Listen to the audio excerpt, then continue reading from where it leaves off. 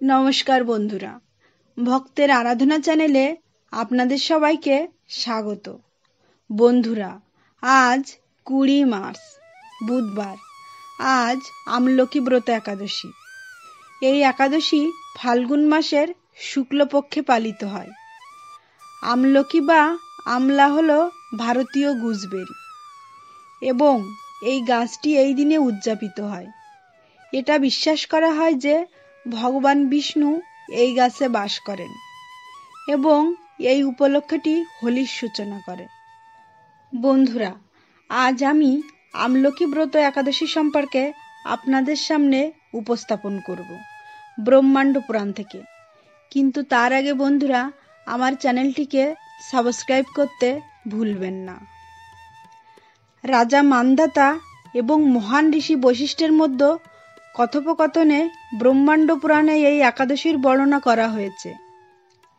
রাজা মান্ধাতা একবার বশিষ্ঠ মুনিকে বলেছিলেন, হে মহান ঋষি, দয়া করে আমার প্রতি দয়া করুন এবং আমাকে একটি পবিত্র উপবাসের কথা বলুন, যা চিরকাল আমার উপকার করবে। বশিষ্ঠ মুনি উত্তর দিলেন, হে মহারাজ, অনুগ্রহ করে শুনুন। যেভাবে আমি বর্ণনা করছি সব উপবাসের সেরা দিন আমলকি একাদশী। যে ব্যক্তি বিশ্বস্ততার সাথে এই একাদশীর উপবাস করে সে প্রচুর ধন লাভ করে, সকল প্রকার পাপের প্রভাব থেকে মুক্ত হয় এবং মুক্তি লাভ করে। একজন খাঁটি ব্রাহ্মণকে 1000 গরু দান করার চেয়ে এই একাদশীর উপবাস অনেক বেশি পবিত্র। তাই দয়া করে আমার কথা মনোযোগ সহকারে শুনুন।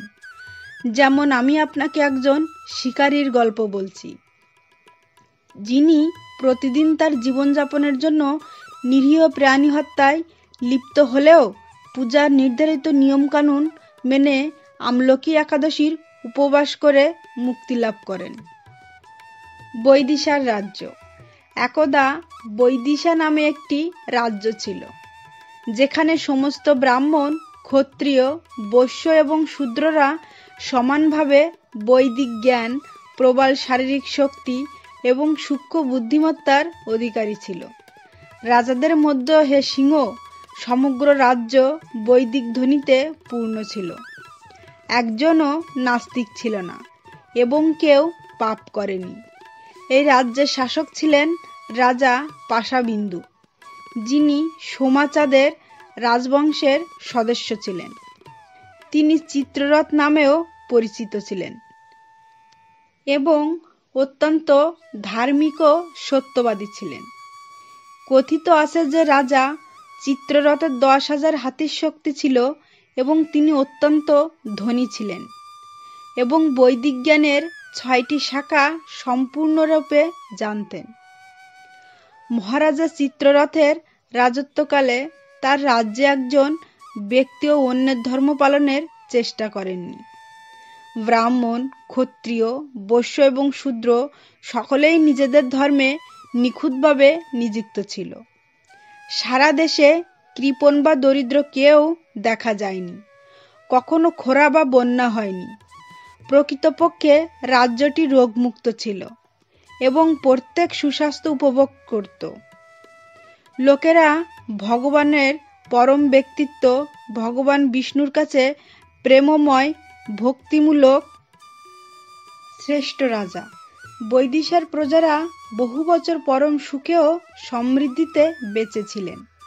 সকল প্রকার বস্তুবাদী ধর্ম ত্যাগ করে তারা পরমেশ্বর ভগবান হরির প্রেমময় সেবায় নিজেদেরকে সম্পূর্ণরূপে নিবেদন করেন। আমলকি একাদশী পালন।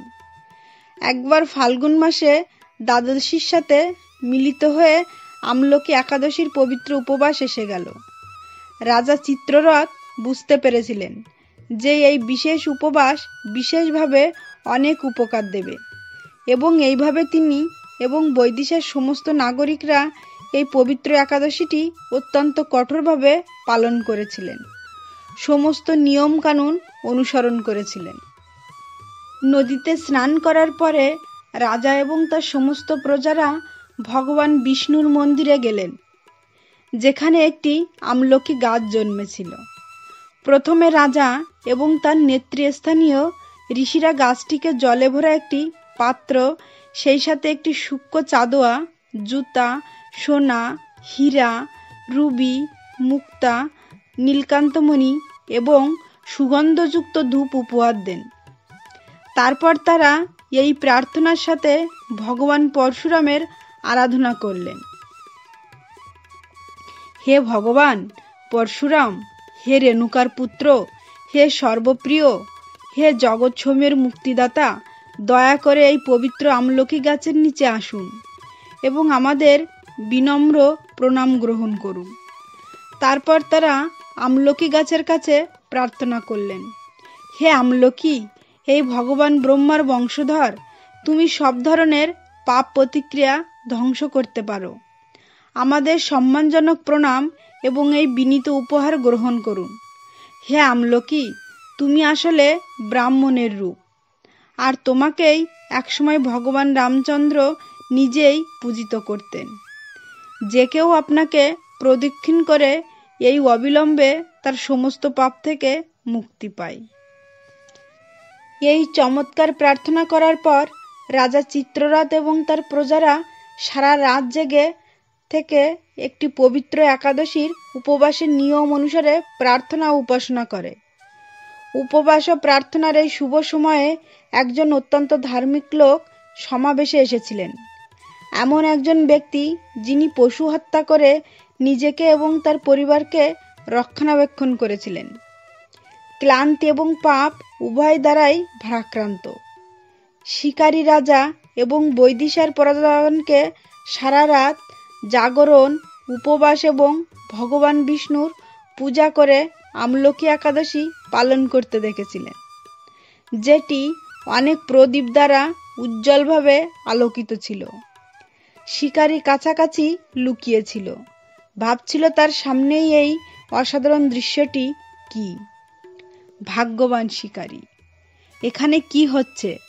সে ভেবেছিল তিনি পবিত্র আমলকি গাছের নিচে সেই মনোরম বনে যা দেখেছিলেন তা হলো ভগবান দামোদরের দেবতা জলপাত্রের আসনের উপর উপাসনা করা হচ্ছে এবং তিনি ভক্তদের ভগবান কৃষ্ণের অতীন্দ্রিয় রূপ এবং বিনোদনের বর্ণনা দিয়ে পবিত্র গান গাইতে শুনেছিলেন। নিজে সত্ত্বেও নিরীহ পাখি এবং পশুদের সেই কট্টর ধর্মহীন হত্যাকারী একাদশী উদযাপন দেখে এবং ভগবানের কীর্তন শোনার সাথে সাথে পুরো রাতটি দুর্দান্ত বিস্ময়ে কাটিয়েছিল। সূর্যোদয়ের পরপরই রাজা এবং তার রাজকীয় দল দরবারে ঋষি এবং সমস্ত নাগরিক সহ তাদের একাদশী পালন শেষ করে বৈদিশা শহরে ফিরে আসেন। শিকারী তার কুঁড়ে ঘরে ফিরে গেল এবং আনন্দে তার খাবার খেয়ে ফেলল।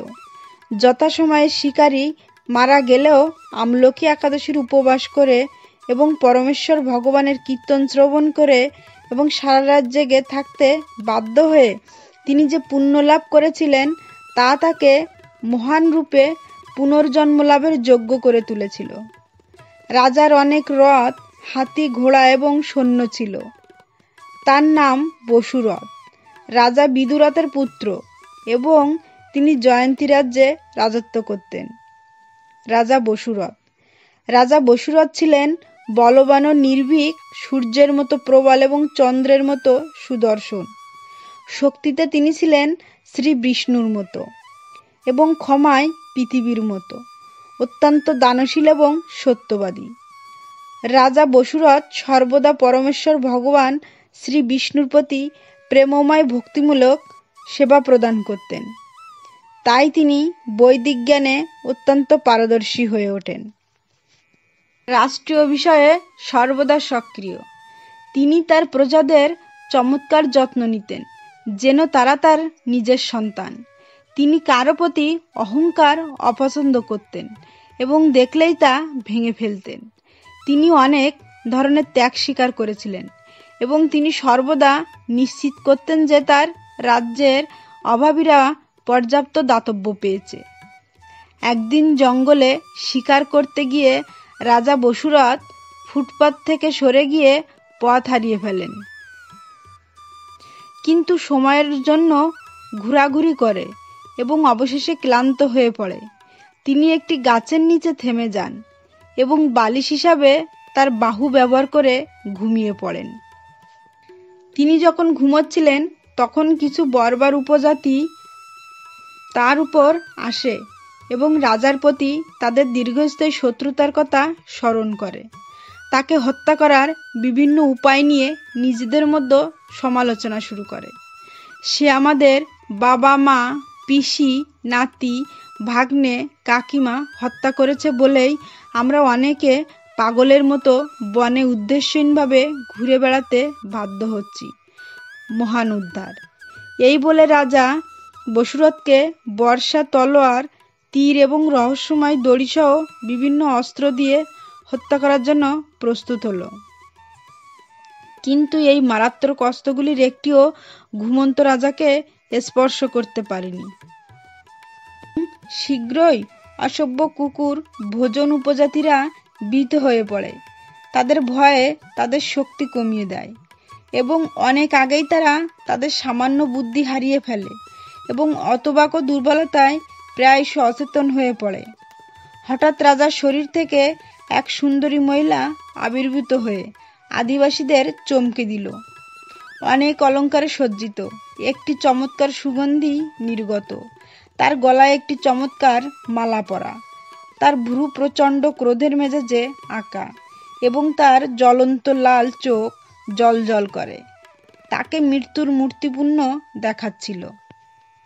তার জ্বলন্ত চক্রের চাকতি দিয়ে তিনি দ্রুত সমস্ত উপজাতীয় শিকারীদের হত্যা করেছিলেন, যারা ঘুমন্ত রাজাকে হত্যা করার চেষ্টা করেছিল। ঠিক তখনই রাজা জেগে উঠলেন এবং তার চারপাশের সমস্ত মৃত উপজাতিকে পড়ে থাকতে দেখে তিনি অবাক হয়ে গেলেন। সে অবাক হয়ে বলল, এরা সবাই আমার বড় শত্রু। কে তাদের এত হিংস্রভাবে হত্যা করেছে? কে আমার মহান দানশীল? ঠিক সেই মুহূর্তে তিনি আকাশ থেকে একটি কণ্ঠস্বর শুনতে পেয়েছিলেন। তুমি জিজ্ঞেস করেছিলে কে তোমাকে সাহায্য করেছে? আচ্ছা, সেই ব্যক্তি কে যে একা একা কাউকে বিপদে সাহায্য করতে পারে? তিনি আর কেউ নন, শ্রী কেশব, পরমেশ্বর ভগবান, যিনি কোনো স্বার্থপর উদ্দেশ্য ছাড়াই তার আশ্রয় গ্রহণকারী সকলকে রক্ষা করেন। এই কথাগুলো শুনে রাজা বসুরত ভগবান শ্রী কেশবের ব্যক্তিত্বের প্রতি ভালোবাসায় অভিযুক্ত হয়েছিলেন। তিনি তার রাজধানী শহরে ফিরে আসেন এবং সেখানে দ্বিতীয় ভগবান ইন্দ্রের মতো কোনো বাধা ছাড়াই রাজত্ব করেন। অতএব যে রাজা মান্ধাতা শ্রদ্ধেয় বশিষ্ঠ মুনি উপসংহার বলেছিলেন, যে কেউ এই পবিত্র আমলকি একাদশী পালন করবে এবং নিঃসন্দেহে ভগবান বিষ্ণুর পরম বাসস্থান লাভ করবে। এই পবিত্র আমলকি একাদশী পালন করবে, সে নিঃসন্দেহে ভগবান বিষ্ণুর পরম বাসস্থান লাভ করবে। এই পবিত্রতম উপবাসের দিনটি পালনের ফলে অর্জিত ধর্মীয় পুণ্য এত বড়। বন্ধুরা, আর এখানেই শেষ হলো আমলকি ব্রতের একাদশীর মহিমা। কথাগুলো যদি আপনাদের ভালো লেগে থাকে তাহলে অবশ্যই আপনাদের প্রিয়জনদের কাছে শেয়ার করবেন। ঈশ্বর আপনাদের মঙ্গল করুক।